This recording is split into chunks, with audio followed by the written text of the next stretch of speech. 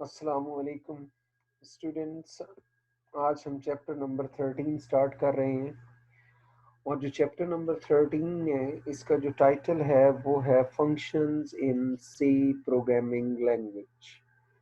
This is very important chapter and this is very important concepts related to programming C language.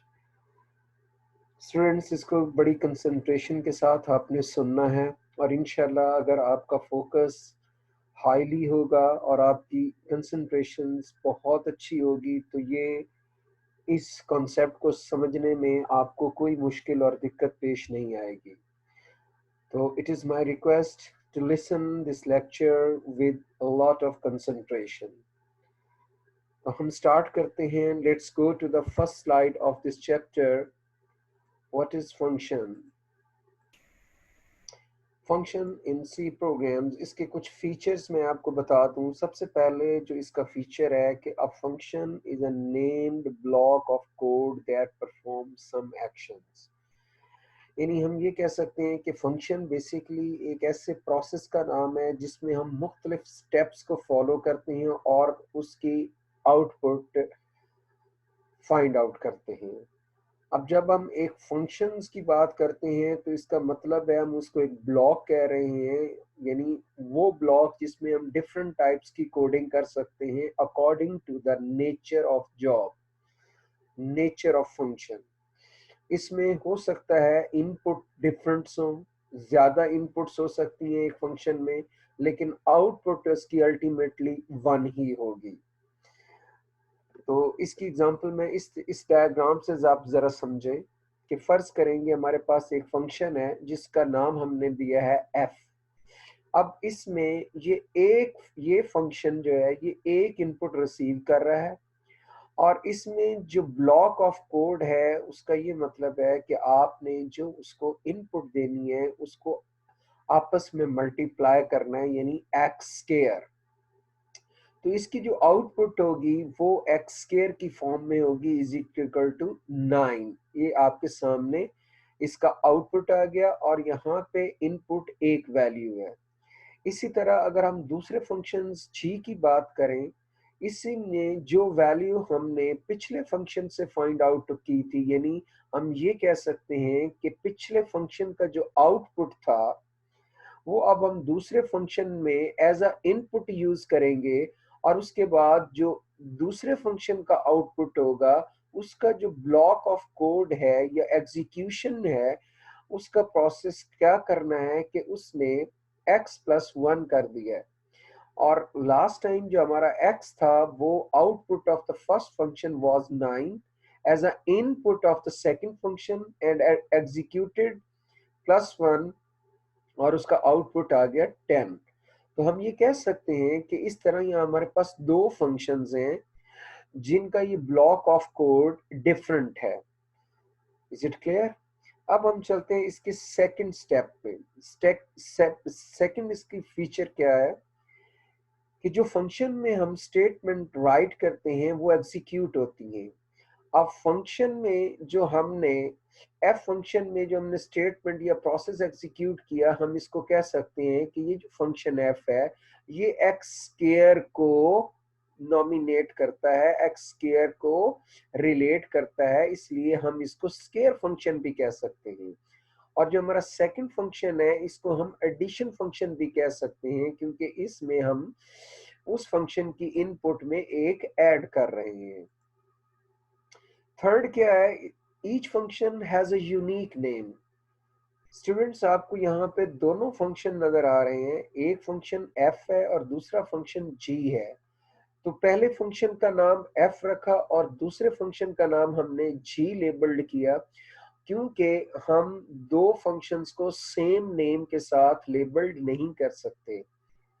और nature of function जो है वो function f की should be different और होगी भी different as compared to the other functions which name g। Fourth इसकी characteristics क्या थी और फीचर इसका क्या था कि functions are the building blocks of C programs. अब अगर हम इस तरह के different functions C programming language में हम यूज करते हैं तो इसके ये डिफरेंट ब्लॉक्स हैं, यानी अगर हर एक फर्ज करें एक प्रोग्राम में हमने 100 फंक्शंस यूज करने हैं, तो हम ये कह सकते हैं कि जो उसमें एक फंक्शंस होता है वो पूरी बिल्डिंग के ब्लॉक को लेकर चलता है। और बाज़ असाइनमेंट्स में हमारे पास ये सिचुएशन होती है कि एक फंक्शन दूसरे को रिलेट कर रहा होता है।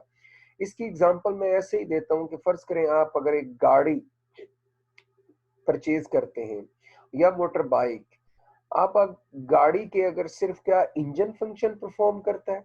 नहीं, इंजन के साथ बहुत और इंस्ट्रूमेंट्स होते हैं, बहुत और कंपोनेंट्स पार्ट्स उसके होते हैं जो अपने तौर पर फंक्शंस डिफरेंट कर रहे होते हैं, और हर एक फंक्शंस अपना वर्क कर रहा होता है। और मुख्तलिफ पार्ट्स, जब हर पार्ट्स अपना अपना फंक्शन परफॉर्म कर रहा होता है, तो हम ये कह सकते हैं कि जो फंक्शन है वो किसी भी चीज का बिल्डिंग ब्लॉक है। तो यहाँ पर भी हर फंक्शंस सी प्रोग्राम के बिल्डिंग ब्लॉक्स है, क्योंकि dear student, it is very important to know that कि सी लैंग्वेज में जितने भी हम प्रोग्राम्स बनाते हैं वो फंक्शंस के बगैर नहीं बना सकते। अब आपने देखा था कि सी फंक्शन में हेडर फाइल राइट करने के बाद हम जो मेन फंक्शन अप्लाई करते हैं, जिसको हम लिखते हैं वॉइड मेन, और उसके बाद पैराथेसिस क्लोज भी करते हैं और एंड भी करते हैं, तो ये भी एक फंक्शन है। फिर सी प्रोग्राम्स के अंदर हम डिफरेंट फंक्शंस परफॉर्म करते हैं, मसलन प्रिंट एफ फंक्शन है, स्कैन एफ फंक्शन है, इसी तरह क्लियर स्क्रीन का फंक्शन है, गेट करेक्टर का फंक्शन है, गेट ch का फंक्शन है, एंड सो ऑन। सो हम कह सकते हैं कि प्रोग्रामिंग सी लैंग्वेज में जितने भी हम प्रोग्राम्स एग्जीक्यूट करते हैं उनमें जो मेन बिल्डिंग ब्लॉक चीज है वो फंक्शंस होते हैं। अब हमें नहीं पता बेसिकली, क्योंकि ये वो फंक्शन सी के हैं जिनके नाम मैंने अभी लिए हैं, और फिर से दोहराए देता हूँ। printf function, scanf function, clear screen function, get character functions और गेट ch और बहुत सारे फंक्शंस। ये प्रोग्रामिंग सी लैंग्वेज की अपनी लाइब्रेरी में फंक्शंस मौजूद होते हैं, इसलिए हम इन फंक्शंस को बिल्ट इन फंक्शंस भी कहते हैं, यानी ऑलरेडी ये सी कंपाइलर में मौजूद होते हैं और हम इनको सिर्फ यूज करते हैं जहां हमने इनको यूज करना होता है, जस्ट हम इनके नाम से इनको कॉल कर लेते हैं। Next, they are used to perform the tasks that are repeated many times। Obviously इसमें कोई परेशानी और दिक्कत की बात नहीं है कि हम सी लैंग्वेज में जितने भी फंक्शंस होते हैं हम उसको एक दफ़ा नहीं इस्तेमाल करते, हम उसको बार बार इस्तेमाल कर सकते हैं। जैसा कि आपने शुरू के प्रोग्राम्स में सी प्रिंट एफ फंक्शंस और स्कैन एफ फंक्शंस और क्लियर स्क्रीन फंक्शंस और इस तरह के मुख्तलिफ फंक्शंस, इनको आपने बार बार अपने प्रोग्राम में यूज़ किया था, तो हम इन फंक्शंस को बार बार भी यूज कर सकते हैं। And the last one is the real reason of using function is to divide a program into a different parts। यहाँ पर ये जो हम फंक्शंस यूज कर रहे हैं, जिसके लिए ये चैप्टर नंबर 13 हम पढ़ रहे हैं, इसमें जो हम फंक्शंस यूज कर रहे हैं, इसकी आगे चलकर मैं आपको दोनों टाइप्स बताऊंगा। ये जो फंक्शंस, इन फंक्शंस को बनाने का सी प्रोग्रामिंग लैंग्वेज में सबसे रीजन वजह यही थी कि हम एक बहुत लेंथी प्रोग्राम को मुख्तलिफ हिस्सों में डिवाइड करके उसको आसान बना सकते हैं। तो वो कैसे बनाते हैं, इंशाल्लाह आप नेक्स्ट लेक्चर्स में आप देखेंगे कि उन कैसे बनाते हैं। सबसे पहले अब नेक्स्ट स्लाइड्स में आपके सामने एक डायग्राम है, इसमें there are two types of functions. One is pre defined functions, जिसको हम बिल्ट इन फंक्शंस भी कहते हैं, और दूसरा क्या है, यूजर डिफाइंड फंक्शन, जिसमें जिसको हम कस्टमाइज्ड फंक्शंस भी बोलते हैं। अब जरा प्री डिफाइंड फंक्शंस की बात करते हैं, तो प्री डिफाइंड फंक्शन से ये मुराद कौन कौन से फंक्शंस होते हैं? जो कंपाइलर की लाइब्रेरी में फंक्शंस मौजूद होते हैं, और जो हेडर फाइल्स के अंदर जिन फंक्शंस को डिक्लेयर किया जाता है, और वो तमाम फाइल्स जिनकी एक्सटेंशन .dll के साथ होती हैं और लिंक करने के लिए हम बेसिकली इन फंक्शंस को यूज करते हैं, तो वो भी प्री डिफाइंड फंक्शंस होते हैं। खसूसन DLL stands for dynamic link library functions.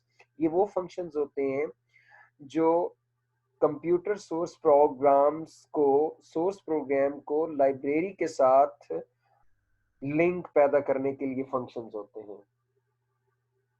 अब प्री डिफाइंड फंक्शंस वो होते हैं कि बेसिकली इस टाइप के जो फंक्शंस होते हैं वो लैंग्वेज का पार्ट होते हैं, और इनको बिल्ट इन फंक्शन भी कहा जाता है, और लाइब्रेरी फंक्शंस भी हम इनको बोल सकते हैं। तो ये फंक्शंस जो होते हैं ये रेडीमेड फंक्शंस होते हैं, पहले से बने बनाए फंक्शंस होते हैं। तो these functions are stored in different header files, और ये फंक्शन मुख्तलिफ हेडर फाइल्स में स्टोर्ड होते हैं बेसिकली। और जिस तरह का फंक्शन हम सोर्स प्रोग्राम में यूज करते हैं उससे रिलेटेड हम उसकी हेडर फाइल भी इंक्लूड कर लेते हैं। मसलन अगर हमने प्रिंट एफ फंक्शन अपने प्रोग्राम में यूज करना है, तो क्योंकि प्रिंट एफ फंक्शंस चूंकि standard input output header files में मौजूद होता है, इसलिए सबसे पहले हमें stdio.h हेडर फाइल को प्रोग्राम से पहले इंक्लूड किया जाता है। तो ये प्री डिफाइंड फंक्शंस होते हैं। तो जो यूजर डिफाइंड फंक्शंस होते हैं ये वो फंक्शंस होते हैं जो यूजर इनको क्रिएट करता है अपने मकसद के लिए। हम दूसरी सूरत में ये कह सकते हैं कि a type of functions written by the programmer is known as user defined functions.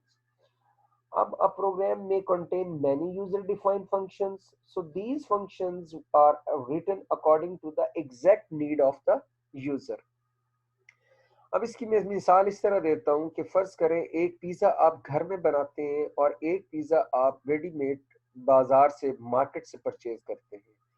अब जो मार्केट से आप पिज़्ज़ा आप वो लेते हैं या परचेज करते हैं वो रेडीमेड पिज़्ज़ा होता है, यानी आपको कम टाइम में वो पिज़्ज़ा तैयार मिल जाता है। लेकिन जो आप पिज़्ज़ा घर में बनाते हैं वो रेडीमेड नहीं होता। You will have to follow all the steps to making pizza. तो वो आप अपनी किचन में जाकर और मुख्तलिफ इंस्ट्रूमेंट को यूज करके आप वो पिज़्ज़ा बनाते हैं। तो वो जब पिज़्ज़ा बनाते हैं तो आप अपने तौर पर मुख्तलिफ फंक्शंस उसमें ऐड करते हैं। Sorry for that. अब हम चलते हैं जरा कि इन फंक्शंस को, ये फंक्शन सी प्रोग्राम में वर्क कैसे करते हैं। अब जरा गौर से देखें, सबसे पहले मेन से पहले हम एक यूजर डिफाइंड फंक्शंस को यहाँ पे डिक्लेयर कर लेते हैं। जैसे आप वेरिएबल डिक्लेयर करते थे तो इसी तरह हम एक फंक्शंस को यहाँ पे डिक्लेयर करेंगे। ठीक है, यहाँ पे ये जो हम फंक्शन डिक्लेयर कर रहे हैं मेन फंक्शन से पहले सी प्रोग्राम के अंदर, इसका नाम है फंक्शन नेम। अब यहाँ पे हमने इसको डिक्लेयर करना है और इसको इस्तेमाल कहाँ पे कर रहे हैं, इसको इस्तेमाल कर रहे हैं मेन फंक्शन के अंदर। और जब भी हमने इसको कॉल करना है तो हम मेन फंक्शन के अंदर ही हम इसको कॉल करेंगे। मसलन इसका सारा प्रोसेस और मैकेनिज्म जो है वो मेन फंक्शन से बाहर बन रहा है। अब जब इस फंक्शंस को हमने प्रोसेस करना है, एग्जीक्यूट करना है, तो हम इसको मेन फंक्शन की बॉडी में इसको कॉल करेंगे, और जैसे ही हम कॉल करेंगे तो ये फंक्शन एग्जीक्यूट हो जाएगा, और जो कुछ इस फंक्शन में प्रोसेस होगा वो आउटपुट के तौर पर डिस्प्ले हो जाएगा। स्टूडेंट अब जरा गौर से इसको देखिएगा, ये जो हमने पहली लाइन लिखी है इसमें ये फंक्शन प्रोटोटाइप कहलाती है। इसमें फंक्शन का नाम है प्रोडक्ट। अब इस फंक्शन में दो वेरिएबल्स हम यूज कर रहे हैं या दो वैल्यूज यूज कर रहे हैं, और दोनों वैल्यूज चूंकि इंटीजर की हैं इसलिए उनकी डेटा टाइप इंटीजर है और उनका आंसर भी इंटीजर में आएगा। इसलिए यहाँ पर हमने स्टार्ट में ही उसकी जो रिटर्न टाइप है वो भी इंटीजर कर दी है। तो ये फंक्शन प्रोटोटाइप है जिसको हम ये कह सकते हैं कि हम यूजर डिफाइंड फंक्शन को डिक्लेयर कैसे करते हैं। ये मेन फंक्शन आ गया। अब मेन फंक्शन में हमने इसी फंक्शन को कॉल किया हुआ है। अब ये फंक्शन बेसिकली कर क्या रहा है, ये फंक्शन जरा नीचे देखिएगा फंक्शन डेफिनेशन में। यहाँ पे हमने उसी तरह इंटीजर रिटर्न डाटा टाइप है इस फंक्शन की, फंक्शन का नाम प्रोडक्ट है। इसमें हमने दो वेरिएबल यूज करने हैं, दो वैल्यूज यूज करनी है। इन दो वैल्यूज को हम पैरामीटर्स कहते हैं। जितनी वैल्यूज आप यूज करेंगे हम उनको पैरामीटर्स कहते हैं। तो कुछ फंक्शंस ऐसे भी होते हैं जिनमें पैरामीटर्स की जरूरत नहीं होती, और ज्यादातर फंक्शंस ऐसे होते हैं जिनमें पैरामीटर्स की जरूरत होती है। इंशाल्लाह नेक्स्ट लेक्चर में मैं डिटेल से आपको फंक्शन हेडर के बारे में बताऊंगा, तो आपको बहुत आसानी से कॉन्सेप्ट मिलेगा कि फंक्शन बेसिकली काम कैसे करता है। अब उसके बाद फंक्शन का प्रोसेस क्या है कि इसने रिटर्न करनी है वो वैल्यू इस प्रोसेस के बाद कि ये दो वैल्यू यहां से लेगा और इन दोनों वैल्यूज को आपस में मल्टीप्लाई करेगा, और जो इसका आंसर होगा वो रिटर्न यहाँ मेन फंक्शन में सी वेरिएबल को असाइन कर देगा, और ये सी वैल्यूज हम यहाँ पे प्रिंट करवा देंगे। इस तरह ये सी की वैल्यूज हमें मिल जाएंगी। अब सी बेसिकली एक वेरिएबल ऐसा है जिसको हमने एक फंक्शन से रिलेट कर दिया है, और वो फंक्शन हमने डिफाइन कर लिया है मेन फंक्शन की बॉडी से बाहर। तो स्टूडेंट्स, मुझे उम्मीद है कि आपको ये लेक्चर समझ आ गया होगा। मेरी रिक्वेस्ट है कि आप इस मेरे लेक्चर को सुनने के बाद आप बुक के जितने भी पेजेस इससे रिलेटेड हैं उनको बड़ी कंसंट्रेशन के साथ आप उनको रीड कीजिएगा, और मुझे उम्मीद है कि इंशाल्लाह आपकी बहुत सारी जो मुश्किलात हैं वो दूर हो जाएंगी कॉन्सेप्ट क्लियर करने के हवाले से। Thank you.